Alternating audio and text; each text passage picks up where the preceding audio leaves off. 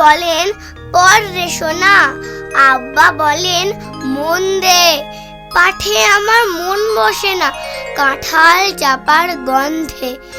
আমার কেবল ইচ্ছে জাগে নদীর কাছে থাকতে, বকুল ডালে লুকিয়ে থেকে পাখির মতো ডাকতে।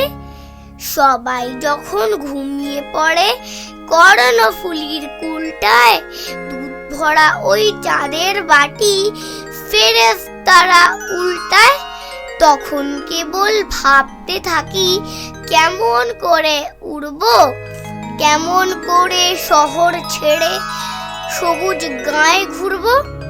তোমরা যখন শিখছো পড়া মানুষ হওয়ার জন্য, আমি না হয় পাখি হব, পাখির মতো বন্য।